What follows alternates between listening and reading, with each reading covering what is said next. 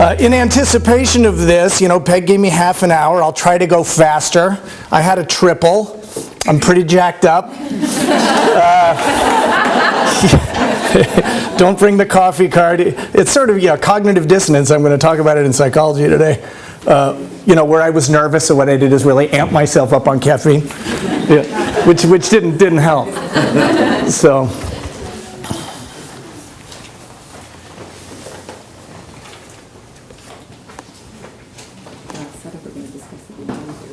I made it hard on Brian by bringing my laptop.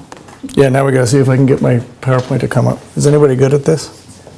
Yeah, Bill is. God love you, Bill. Start I want to thank Bill Phelps for his support of the school.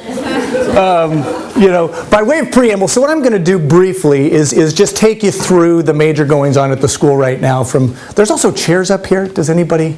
I certainly don't care if you want to come up. There's a bunch. Okay.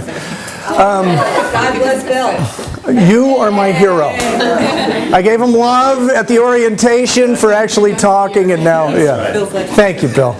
Yeah, technology in action. I'm the instructional leader for the school. Anyway, so I'm going to take you through some of the major goings on, and then there's been an opportunity for parents to submit questions, and I'm going to try to get through all of those questions. There's about 10 or 11 of them. All of them are really good. And so ideally everybody will come away with sort of an understanding of what we're trying to get done this year, and then also get your questions answered. So exciting goings on at the Priory for the time being. One is, we do senior exit surveys every year. I'm going to share the results of the themes with you. These are one-on-one interviews we conduct with graduating seniors post posting of spring semester grades and post-college acceptance. And the hope is that they'll actually tell us the truth without fear of retribution. This is inevitably the most valuable thing we do every year. Most of the substantive school change that's happened in the last 5 or 7 years has come out of senior exit surveys, because kids are the ones who have the most immediate experience with what we're trying to do. So we take them really seriously. We go over them as a faculty during the in-service. Every teacher reads them. I read all of them. And then we sort of talk as a group about what the themes that came out of them are. Health curriculum is interesting because we've had 2 years in a row of senior exit surveys demanding health curriculum. They don't think we're doing a good job there, and they're right. So in the course of our WASC self-study last year, we mentioned the fact that we probably need to be addressing the kids' expressed concerns about health curriculum at our school. So we'll be putting that into place for next year. I'll talk about that as well. We did our accreditation process last year. We got what's called a 6 clear, which means we got an A, which is terrific for us. I expected us to get an A, but that's good news. It means we don't have to mess with sort of the bureaucratic entities at large very much anymore. Just because it's interesting in terms of who we are as a school, this is the state of California. This is the independent schools that are secular, and this is the Catholic Education Association. They have really different agendas, really different. So it's very interesting. There aren't very many schools like ours, independent parochial schools, who are answerable to all 3 bodies. And it makes that process complex. Generally speaking, they're looking for standards. Generally speaking, they're looking for diversity. Generally speaking, they're looking for lots and lots of Catholic stuff. Okay? Which is also interesting at a school where 30% of the student body is Catholic, right? So anyway, it was a very interesting process for us. It went exceptionally well. Brother Edward was sort of the driver of that bus. We do committee work every year, and so the way this breaks down is for our late starts, while your kids are ostensibly sleeping in, we do all of our meetings during that time. It's really a productive time for us. We do faculty meetings 1 Wednesday, department meetings 1 Wednesday, professional development meetings 1 Wednesday, and committee meetings 1 Wednesday per month. And these committees are teachers paying attention to kids, identifying issues for growth at the school. It's teacher-led, it's grassroots. Senior Project came out of committee work. A lot of interesting changes come out of committee work as well. I'll talk to you about what they're doing. SLAC, STEAM, Diversity, and Sustainability. These are teachers I have on special assignment this year, looking at stuff that's come up over time that we just need to be looking at as a faculty and as a school. SLAC is Student Life Advisory Committee. It came out of Adam Seiler's work into academic integrity. We were having some issues around cheating, and we wanted to dig underneath that and do some research as to why it was happening, and then what we could do that would most effectively address that issue for us.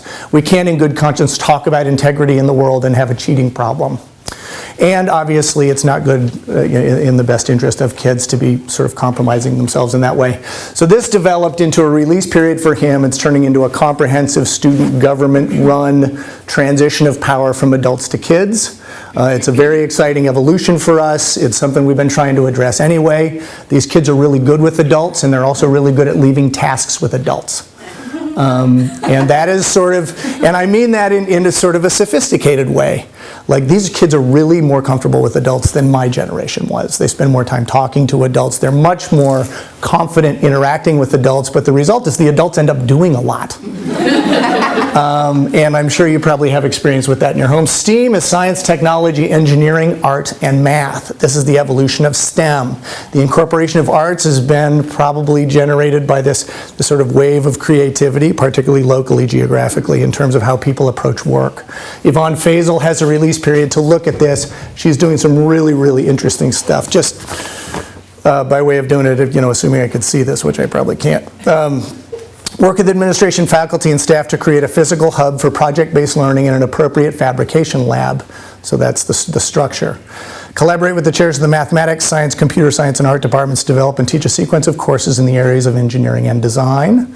And collaborate with the chairs of the mathematics, science, computer science, and art departments to create a framework for offering middle school courses, units, or interdisciplinary projects incorporating design, computer science, and engineering concepts that will build an audience for the upper school program. Exciting evolution for us. Yvonne is perfect for this. Like, this is just in her wheelhouse. She's a former engineer, turned teacher. She has capacity in all of these different areas. The fact that she's a woman is really great for us. In light of what we're trying to do in terms of enrollment in upper level science and math. Diversity, Gulliver Lavage is running this program this year. It is so good, it is unrecognizable from what it was 3 years ago in terms of the support that we're given to our diversity kids and scholarship kids. He's doing excellent work. And sustainability is Hovey. This is also 2 periods. It's not sexy, but we're composting and recycling. He saved us $1,100 a month in garbage fees through, it's real. It's a real value there. If you go into the cafeteria, you need a graduate degree to figure out how to do it, but there's a bin for paper, cups, food, so there's everything there. But and you watch the kids freeze, and it's really true, and the adults freeze. Teachers don't do it right, and kids are like, no. So, and the point here, I would say, from a management perspective, is we have a lot of capable teachers who need leadership experience. And if you can't institutionally provide leadership experience for teachers who are ready for leadership, you lose them. So this benefits us, and it also allows we tap into the resources that we have on hand, and it also allows us to keep the smart people that we have. Benedict and identity, I'm going to talk a little bit more about this in a minute. We just spent a year, as this was our professional development focus last year, culminating in this immersion experience that a bunch of teachers did at the beginning of the summer, and they lived the life of monastics for 5 days. Went to St. Anselm's College and sort of lived a monastic existence. Got up early and went to church and prayed and had meals in silence and did all this thing, and it was transformative for a lot of them. Flip, blended groups, PBL, and resilience. Obviously, I wanted to look like I wasn't trying to tell you too much, so I put it all on one line. Right. So flipped curriculum, in our understanding of, this is exploration of technological use in the classroom. So the most compelling use so far, and we're still trying to figure out how effective it was Gabe Tang in his chemistry classes last year videotaped all of his lectures and put them on YouTube. And the theory underlying flipped curriculum is, don't do the direct teaching where everybody is in the room and then send them home to try the problems individually. What you do is you have them watch the lecture for homework, and they come in and work the problems with the teacher in the room so they can help them. Okay, that's the theory that underlies flipped curriculum. Gabe was uniquely situated last year. He had 4 sections of chemistry. So he did his summer grant work. We have a budget to support teachers in getting stuff done in the summer. He spent his summer filming all of his direct instructional pieces. And he did, in the fall, 2 of his periods did a flipped curriculum, and 2 of his periods did a traditional curriculum. And then at the semester break, he switched them. Right? Really nicely designed. Now, you can't control for every variable, but not bad. Not surprisingly, a lot of this was individual. You know, we're having the same thing with ebooks. Gulliver Lavage offered kids the opportunity for a traditional textbook in AP Human Geo and an ebook this year, and it was about 50-50. So that's interesting. Like, a lot of people are still wedded to the book. I'm certainly old school in that way. Blended is a course where you are using some online curriculum and some traditional classroom material. So Rick Reboff is the one who's doing the most with blended. All of his AP Stat and AP Econ curriculum right now is blended, which means the kids aren't actually doing classwork per se all of the class periods in a week. They're working independently. It's self-paced. The software modulates for where you are and where your understanding is. And this blended curriculum is likely the way things are going to end up going, because it allows for both types of learning. Very, very successful from a test score perspective, very, very successful from a student engagement perspective. So that's some exciting stuff. Groups PBL and Resilience is speaking to who these kids are as a generation. They're very different than my generation. I'll own my generation. I don't want to lump anybody else with the old folks, but 3 for 3. They are much more collaborative as a group. They're less individually competitive academically than our generation was. They tend to collaborate well. They don't mind working in groups as much as boomers did. They tend to be idealistic as a group. They tend to be a little less materialistic as a group. They tend to be a little more adult dependent, as we talked about before, than our generation is. But meeting these kids where they are, and then also trying to solve for an era of education where we've created a lot of right answer addicted kids. I was talking to Deborah Gordon, who's one of our parents. She's a science prof at Stanford. She was teaching an undergraduate pre-med biology class, and she gave the kids an assignment. So assume, figure who's in that class. So you're at Stanford and it's pre-med, just so we have the right paradigm. And she gave them a project where there was no right answer, and they freaked out. Like, freaked out, because we're not training them to do that. The reality is, once you get out of college, there's never a right answer again, ever. Right? There are gradations of correctness and judgment calls and sort of two sides to most of the issues that you're actually deciding, particularly in the world of work. So we really need to be sort of enculturating our kids into this. They need to learn how to work together. They the resilience is intellectual resilience. Do you have the ability to try something, have it fail, and then try again? For a complex problem, do you have the ways to come at that in a variety of different ways? There's also a lot of good research coming out about groups. Now this is a very narrow band of research, but generally speaking, for complex tasks, groups outperform individuals 97% of the time, by an average of 18%. On complex problems, I'm not talking 2 + 2. And that, if you've worked in a group dynamic before, that's not surprising. One of the great things about being an adult is you start to realize you don't have the best idea in the room all the time. And it's sort of a humbling but real experience for most of us. So that's trying to address that.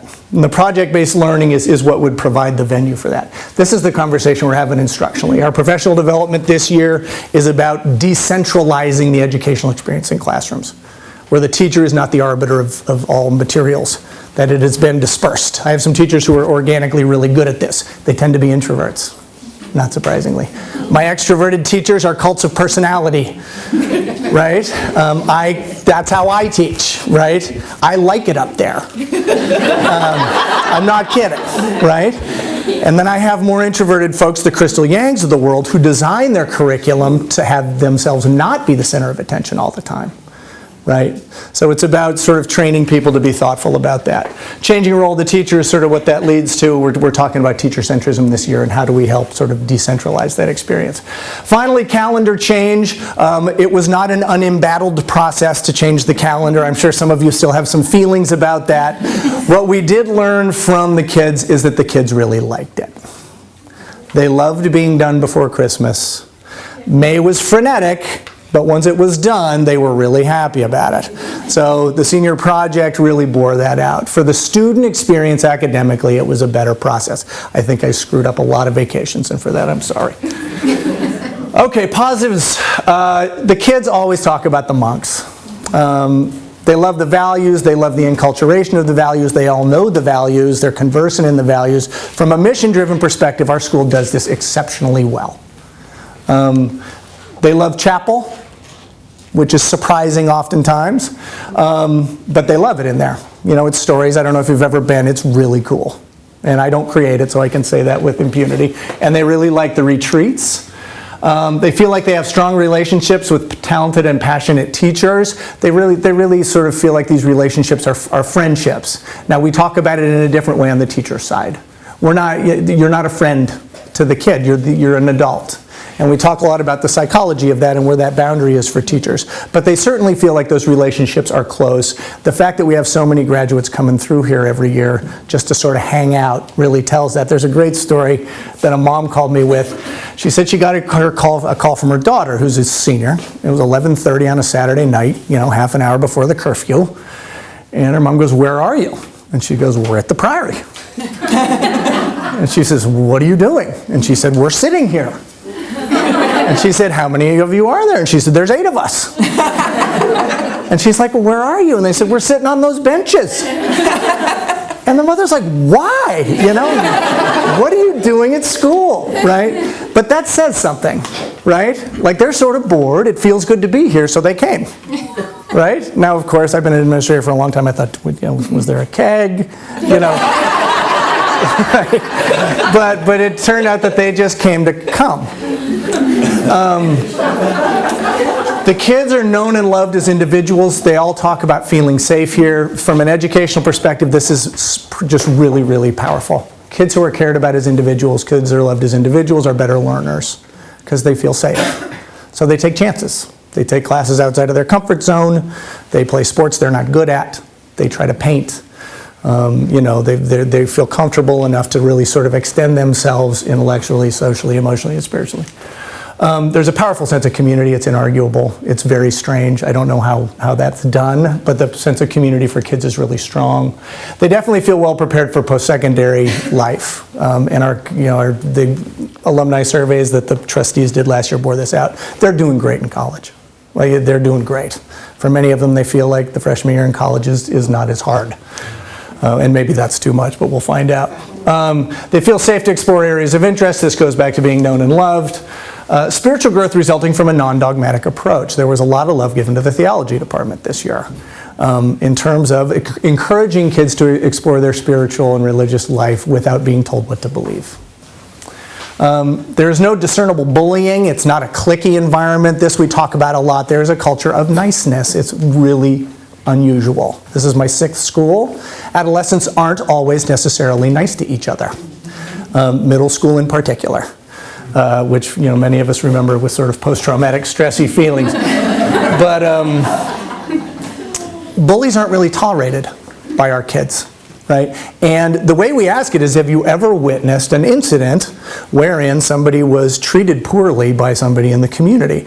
And inevitably there will be one from like 8th grade and 12 kids will mention it, right? Which means that one instance lasted 4 years, right? And they talk about that. But that's really extraordinary, and that's an exquisite evolution for us. There's a strong emphasis on critical thinking. We've worked hard on this one. English, theology electives, theater, music, and no-cut sports. The English and theology electives are about giving kids choice. We took a structured curriculum and unpacked it about 4 years ago to give kids upper division choices in theology and English, and the kids obviously really like it. They get to choose what they like. Theater and music got a ton of good feedback. John, it's hard not to love John. Right? And Tina and our new instrumental music person is doing great, and a lot of them like the no-cut sports approach. Which means maybe you're not going to win the state, but they really like that. Okay, suggestions for improvement from then. They want a health curriculum. Came through again. They feel like 9th and 10th grade are too impacted, and they're right. Impacted meaning what? They don't have any choices. So right now our 9th graders come in, and the school is picking 7 of your classes, unless you're going to postpone something. So we're doing that this year. This came through loud and clear. There's not really a space in 9th grade to take art right now, unless you're going to do it outside of the school day.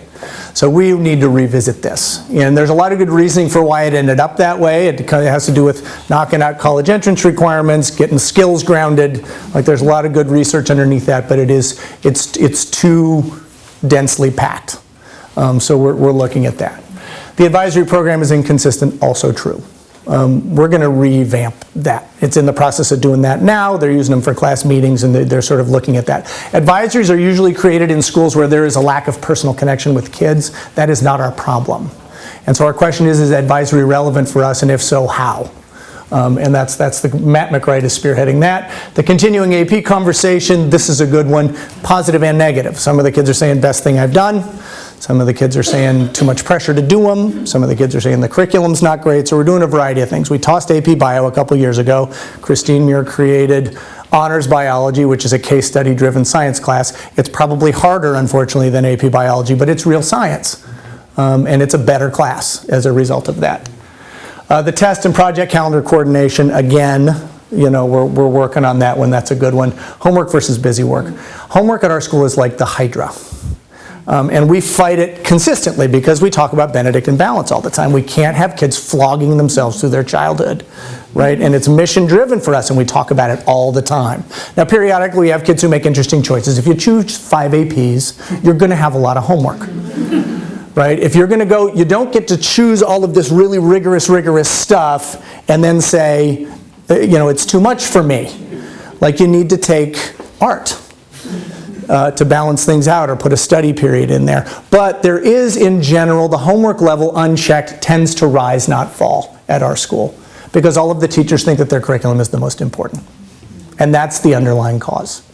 There is no question that all of my English teachers think English is the most important thing kids are doing. There's no question that my science department feels the same. Tina Paulson, there is no ambiguity about that program over there. Right? The most vital part of that student's day is choir. And she probably has data. All right? The cheating is improving but not perfect, significantly better last year. We went after this pretty hard. Facilities need upgrading. Some of you have probably heard about this already. If not, you probably will soon. But some legitimacy there. Some of the classrooms are in pretty sorry shape. Occasional Facebook bullying. This is really interesting for schools. How to manage online issues. Everybody is talking about it. Where is your role? Am I, as an administrator, trolling Facebook? Right? We've tended to be reactive. Kids bring it to us and then we respond. But then if it's happening at home, what do we do? Do you see what I'm saying? So there's some interesting boundary issues here in terms of monitoring online behavior and some education that needs to be done. Political agendas of some of the teachers on both ends. Right? So, which is, these are interesting. I had a meeting about the liberal agenda with the parent last week, and 3 weeks ago I had one about the not Catholic enough. So there are a range of points of view out there, and that's a beautiful thing for us, obviously. So we want to make sure that all the kids feel respected and heard. More projects, too much lecture. This is the push for this year, professional development-wise. More time to talk to each other at retreats. A couple of the kids felt like there were too many activities, and they were like painting rocks and then making posters, and And what you're trying to do is manage for the fact that you have 75 adolescents, So you keep them moving. More information about volunteer opportunities. This ended up being a senior project at the end of last year, where a couple of kids created a website to help kids link volunteer opportunities with their own interests. Really cool. Created by kids for kids. Where is that? So Scott has it. Scott has it? Yeah. And have kids talk to kids about academic integrity. This is where this push for Slack came from. Okay? On the assumption that it's going to be more compelling coming from other kids. All right, so the committees for this year, I think I have 4 minutes. Professional development planning, this is a committee that I'm on. We do the professional development planning for the school. Sustainability is Hovey's committee, as a group of teachers and a group of kids who are helping monitor the sustainability report card for the school. We have an innovation committee. Yvonne Faisal's heading this one. The STEAM's sort of folded in there. But we want a group of people always looking out and looking forward, right, to make sure that we're not complacent. And the Innovation Committee has been really helpful there. Benedict and Identity, I'll talk about that one in a minute. Character Education is Adam Seiler, Matthew Nelson, a handful of guys, and this is the Slack group, looking at character education curricularly in terms of kids' choices and stuff. The Diversity Committee is Gulliver's work, supporting diversity both at the student and adult level. The service, we have a service committee this year. This will end up being tied into the campus ministry program, which is the service that we're asking kids to do meaningful, right? Are they checking a box as they move through their high school career, or are we asking them to do something that actually is resonant for them? 21st century research skills, this is Christine Hemiup and Gabe, sort of looking at how do you do research in the modern construct. So these are the committees for the year. Teacher generated, every teacher's on a committee. They're charged with sort of coming up, they come up with some goals for the year and a mission statement, and they have to produce products by the end of the school year. Okay, fun stuff about the Benedictine thing, and this will be my closer, and then we'll get to the questions, which actually will go pretty fast. So our monks are older. Like you've all heard this before. Brother Edward is the spring chicken of the monastic group. And so we've been spending a lot of time, along with every Benedictine school in the country, trying to figure out how do you maintain a Benedictine identity in light of the fact that you may not have any Benedictines anymore, right? So we've spent all of my time here, so this is my 8th year, trying to get those guys to explain to us what Benedictine identity is. I was in a conference in Santiago, Chile 5 years ago, where we sat with a room of religious guys and a room of lay Benedictine school administrators, and we said, so give us the laundry list. What is it? 1 through 10. Silence. Like nothing from them. And, so we're frustrated, and we're like, and so I'm armchair psychologizing. I teach psychology, and some of you have heard this before, but I'm thinking they're ambivalent about telling us. That's it. They're passing the torch. They're having some feelings about it. We'll give them some time. Wrong. I was just wrong. They don't do it this way. This is a very interesting religious organization. What they say, the way it was finally characterized is, so we're not Jesuits. We're not this militaristic hierarchy where the general, or whatever they call the top guy in the Jesuits, tells all of us what to do, right? And the complaints from the Franciscan and the Jesuits about the Benedictines is they're always going off to pray, right?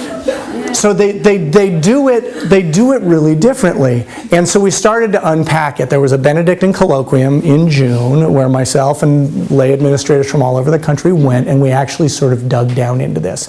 Brother Edward was the orchestrator. Thank God for him. He's in charge of Benedictine education for the United States. Very quietly, but that's his job. So he sort of mandated that we come away with some answers. And so what we learn is this. They've been teaching kids for 1,500 years. They are not feeling urgent. Right? They are perfectly calm. And the other part that God is always waiting. This is what they finally told us. Take the rule of St. Benedict and go back to your community and see what feels right. And boy, I'll tell you, as a California kid, I was like, okay. Right? Perfect. Like I'm not super with authority myself. So they trust that God's waiting there for you. And that if you go back and try to do your best, it's going to be okay. And they're not feeling we need to figure it out before we all die, because they just don't think about it that way. So the universe is a grace place and God is always waiting. Different perception of time we talked about. They have time. They've been doing it for a long time. They believe that community is sacramental and brings you closer to God, and the rule of St. Benedict helps make community work. That's really what it is. It's a handbook on how to do community well. And maybe that's why our sense of community is so strong. We're not Jesuits, which, whatever. Really funny. When we finally got them to say, what is the point? Finally, this guy named Brother John from the Midwest said, we're trying to give kids the ability to create a meaningful life. And I thought, that is beautiful. Like that is succinct. It's why most teachers are in the business, right? Is to give kids the ability to create something meaningful for themselves. And I love that characterization. So yeah, I'm stealing that one without any hesitation. So here at Priory Benedictine, we're unequivocally good for kids. Like it is such a comfort to be able to stand at an open house and say, our kids are happy, right? Not every day, but as a group. They're generally kind. They're well educated academically. They're cared for. They graduate feeling like they've been loved and respected for the most part. So being able to say that to a group of families is very compelling and really sort of lovely as an administrator. They're known and loved. We talked about that. They're able to take chances. There are some seeming contradictions about where we are as a school right now that are really interesting. So we have a rigorous academic program, but it's all sort of carried in this vessel, the 5 Benedictine values. So as I'm making my decisions, I have these 5 values to guide everything that I'm doing. Now I have to interpret that, but more often than not, I have to say, is this in the best interest of community? Is this in the best interest of individuality? Is this in the best interest of integrity? Very clear guidelines as we go through our decision-making process, and these are how our faculty conversations go. Is this idea in the best interest of spirituality? Is this idea in the best interest of, the personal integrity of the kids, right? So really nice. We have a 1,500-year-old tradition in what is arguably the most innovative place on the planet right now. So I was talking to Ray Rothrock, who's one of our trustees, and he's a venture capital guy. And I said, so what percentage of the venture capitalists on the planet are in the Silicon Valley right now? And he said 50 to 70%. That is staggering. That means if you're an innovator, you're here. Because this is where the money is, right? Really interesting. So it makes for a very interesting culture when you have this sort of long-standing tradition and a really innovative, creative spirit sort of intermingling, right? So that's really fun for us as a school. The kids are really well cared for, and they're also encouraged to grow. There are some schools of thought out there that don't think these go together, and the opposite is true, right? The other interesting thing, as you look at the Benedictines, is one of the most affluent places on the planet, and 4 guys who took vows of poverty and have no personal possessions, none. They gave it all away. So they took vows whenever they took them, changed their names, gave away everything they owned. So they don't own anything. They have 50 acres in Portola Valley, and they live in our closets, right? That's really interesting for kids to think about. Like, is there a more revolutionary choice in the modern era than saying, I'm going to take an absolute vow of poverty, and my job is to pray for you every day? That's really interesting. Okay, and then growth and stability, we've talked about that. Okay, your questions. Yeah. Let me break 1 second here. I went too long, huh? No, you did great. I mean, I could stay here for another hour, for sure, Brian. What other option do you have? I just want to be respectful of everyone's time and let you know that we are going to finish these questions. There are like 10 or 11 really thoughtful questions that may spur on further discussion. So if you feel you need to go, now is a good time to exit gracefully. I just want to say thank you to Bob for continuing to do the camera work in the back. That's awesome. And really thanks to all of you guys. This is the best job ever. They say the minute you get a job, you start looking for your replacement. So I just want to put a little call out there. That this has been such a fun job for me. It's great to work with Brian and all of the faculty and staff, and really you guys, because you make it all happen. So if you're thinking about this job, let me know. And now to your questions. Thanks. Okay, so quickly. I got asked a very long and thoughtful question about tuition. I am blessed to say that tuition has nothing to do with me, so I emailed Tim, who you will notice is not here to answer the question, but he did send me a response. What he told me was the board and finance committees are studying ways to minimize tuition increases. Over the last 3 years, it has averaged 4.1% per year. The average independent school increase in the Bay Area was 3 to 5%. But they do have a board committee looking at this year. If you really want to delve into tuition, I'm probably not the guy, praise the Lord. But Tim is happy to talk to you. And when he and the board chair come to speak with the parents, he'll also talk about tuition. But really interesting question.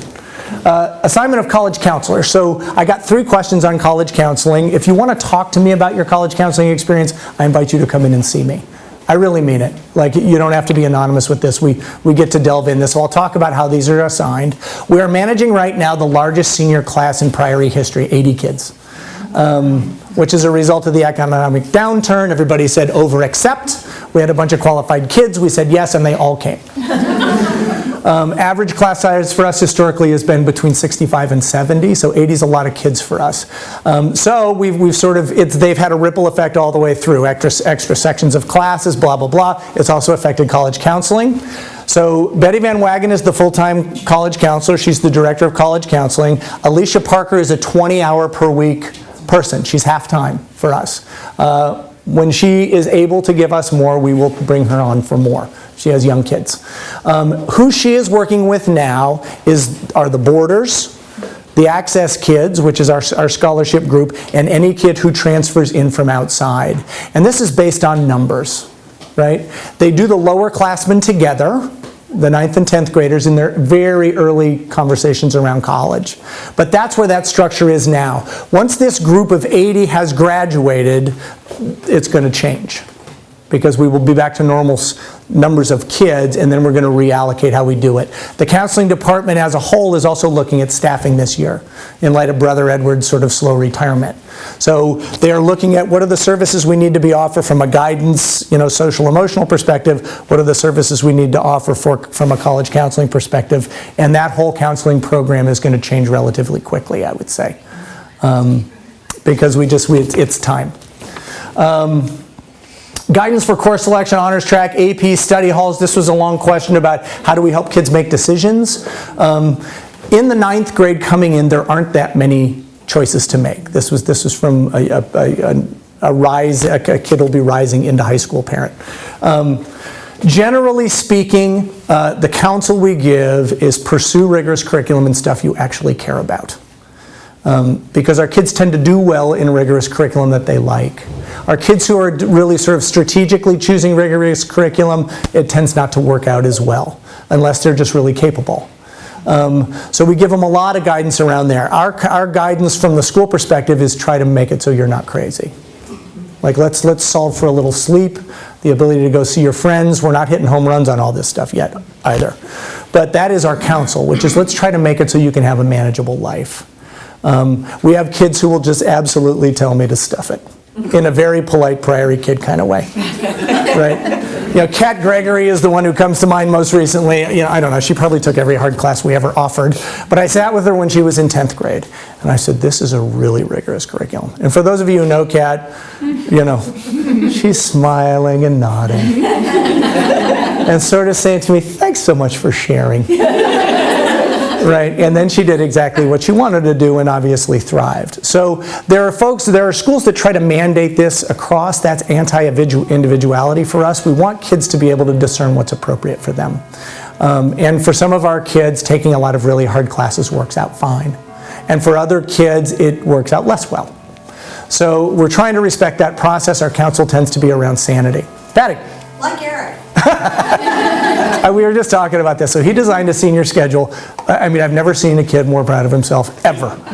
Every time he walked by me, he'd be like, I can't believe I did this so well. Because his senior year schedule was like sublime. Right? Yeah, really good. Anyway. So we talk to kids a lot about it. As you're moving through this process, like they talk to teachers, we give them a long time to do homework. We give them a class list. There's a 3 or 4 week window where they can do research. We have an electives fair up there. All the teachers are available to answer questions about course selection to you and your kids. We're very, very interested in getting them into a program that feels good for them. And then we have a very long change window. So it's 3.5 or 4 weeks at the beginning of the school year where the kids can try things and then change their mind. And both of those are designed out of respect for this individuality piece, which is we want to make it work for you. What might be underlying this is anxiety about college. What we do have is really good data about Priory kids. Betty has a point of view on this one because, living where we are, there can be an assumption that every child needs to go to Stanford. And that's just not true. Doesn't work out well for everyone. Not everybody's going to get in. Doesn't necessarily correlate to the things that people think it's going to correlate with. So she's coming with a point of view, I would say. But we also have really objective data. Priory kids who've gone to Stanford have taken these classes, gotten these SAT scores, and gotten these grades. So if you're curious about that, we have all of that. If it's just about what does my kid care about, that's what the curriculum is designed for. So 9th and 10th grade are designed with a lot of requirements. 11th and 12th grade are supposed to feel spacious for kids. Some of them will fill them up with rigor, and that's okay, but there are not as many graduation requirements left. For a kid who's sort of gone through the normal program, by the time you're in 12th grade, there's only 1.5 to 2 required classes left, which means that you're choosing 10 semesters of work. And that's intentional. It's like find your passion and then pursue it. How stressed are the kids and how do we support them? It depends on the time of year. It depends on the sophistication of the design. It depends, frankly, on how things are going with their friends, how things are going with their boyfriends, how are things at home. But generally speaking, the kids have seemed, for the most part, relatively calm. When they are stressed, we have, we have a counseling meeting every week to talk about kids. Teachers say, this kid seems tired to me, sends an email to Sandy Martin, Eddie Edward, Matt McRae, or myself. We talk about the kid, what's the thought. If there needs to be follow-up, there will be an email to the teachers. All of this happens sort of under the radar. Once it raises to a level, where there's some concern, we'll check in with the kid more often than not. We call home. So we pay a lot of attention to it. It's a concern for us. It's a high anxiety place. There's been some tough behaviors at some of the other schools. So we're aware in a heightened way. Steps to address the computer thefts. So this, we had more than, 3 times last year, 1 time this year, always during chapel, right? So it's the only, I can't tell you how angry I am about this. It's the only thing that we require everybody in the school to go to. So it's every teacher, every kid, most of the office staff, except for we need somebody to answer the phones, because that is our community time, right? So all of our thefts have happened during that. The reality is now we're putting in cameras. We're going to talk about keeping a staff member out there for the time being, because I want to catch them. I want that bad. Because it's a violation of our community. So it's personal. We didn't jump on it hard enough last year. Maybe we did get the police involved. Somebody was caught, but it was a second-hand person.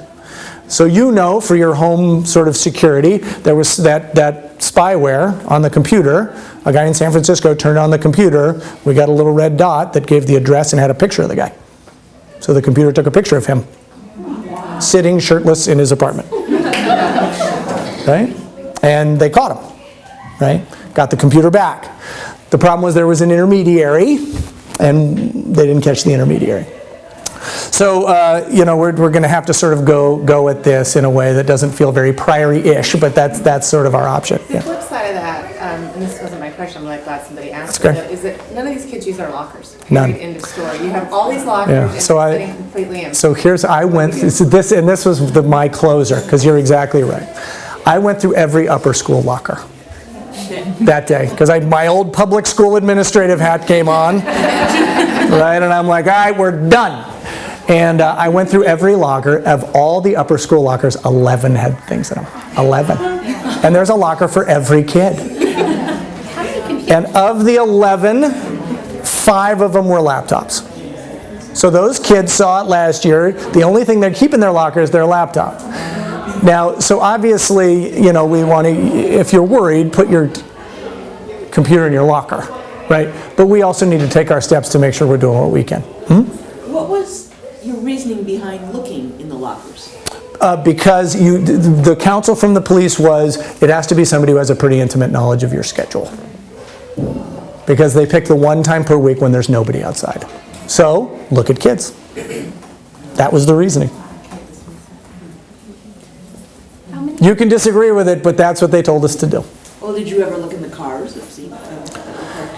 So you're crossing a different line there. You can. The lockers are there. So this is sort of administrative legalese. My standard for search as a school administrator is reasonable suspicion, which is a lower standard than the police have. And the interest is obviously they're foregoing some constitutional rights in the interest of the safety of the group. So we did the lockers at the suggestion of the police. The other thing that happens is once the sheriff gets here, we have no power anymore. Right? So once the police are involved, they say do this, and we do it. And, I've been in circumstances, certainly not, I'm telling war stories now, forget that. Yeah. Suffice it to say that once the police come, the police are in charge. And then they sort of direct us what to do. Look at attendance records, blah, blah, blah. Mary Rose, did you have one? Okay, yes? I've been pushing the locker question in our home, and the answer I consistently get back is we have no passing period, so if I go to my locker, I will be late to class. Not true. So I can say that's not true now. So that's the answer I get. Yeah, it's just, it's because we've told them to use their lockers about 50 times in the last 12 months. Which means that we're giving you institutional permission to use your locker. You have time to go. The kids don't want it. It's a pain. It's a pain. It's easier to leave your backpacks in a pile and come and go, which I get. And ideally, that's the environment we can have, right? But the passing period thing's not true. And you can tell your son if he ever has difficulty in that. If he gets a tardy because he went to his locker, I'm happy to engage there. Yeah. All right. I don't want to, we don't want to spend all day on the computers, but go ahead. Yeah. We may say it's not true, but if the kids are telling us this, maybe that's the definition of truth. And I'm telling you that institutionally it's not supported. Well, Maybe it needs to be communicated. that disconnect needs to be resolved. So it has, the truth, I mean, you can say that, it has been resolved. So Scott Parker in chapel last year said, almost every chapel in the spring, use your lockers. Take the time you need to use your lockers. Then if your kid gets a tardy, I promise you, call me, gone. Because they went to their locker, no problem. And we'll say it to the kids again. Yeah. Yeah. So I think that would be helpful, because I asked two very earnest ninth graders in my carpool, and they thought they don't have time. So maybe they just need to... We'll say it again. Incoming nines may not have gotten the message. That part we can own. No question. Because we haven't said it this year because it just happened. Yeah, no, that's legitimate. If it's a new kid. Yeah, and I'm sorry. We just talked about it so much. I was frustrated when I was locker after locker after locker after locker with nothing, right?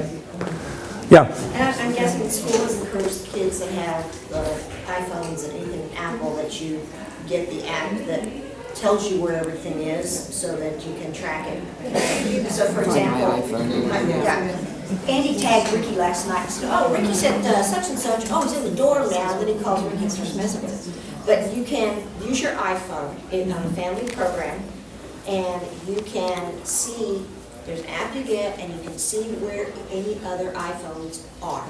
And you can also put your laptop. Right. I don't know about iPads, I have no idea about that. Right. Probably the same. And Andy specifically said, I looked at him and he goes, I said, you're messing with your brother. He goes, no, I did this because of all the thefts at Priory. Right. So I don't know if this is something that the kids have figured out themselves and are doing. But So I will go to chapel in 30 minutes and I'm going to say you're not going to be marked late because it's going on right now. No problem. Tell your kids to put the software on their stuff. Right, and put that out there, and we'll put out a thing. Scott put it in his communication too. So, yeah, thanks, guys. Any more things on the computers? Well, can I say something? The bottom line is these kids feel it should be a safe environment. Right. Hopefully they feel comfortable leaving their stuff around. They're going to do Right. it. Yep. So I think you have to look at that side of it a little more. We're just trying. Exactly. Yeah. And Computers were stolen though. 4. Okay. 4. Yep. Is there some fun incentive you can do, like throwing a coupon into 4 lockers every morning? Oh, that's fun. Oh, that's fun. Solve the problem for $30. I love that. homework passes. Even better, yeah, and free. That's good. Yeah. I hear what we're saying about community and not forcing our kids to put their stuff in their locker because of fear of theft, but we're also talking about kids carrying tons of weight on their backs. So that's kind of another motivation for them to just have that flexibility. I'm 8 years into use your lockers. Yeah. I swear to God. Please use your lockers. Right? And maybe what we need to do is rethink what they are. Yeah. Right? Yeah. Because maybe what they really need, frankly, for our guys most of the time now, is it's about this big. The days, when I was in high school, people lived out of their lockers. I had food and clothes and all kinds of stuff in there.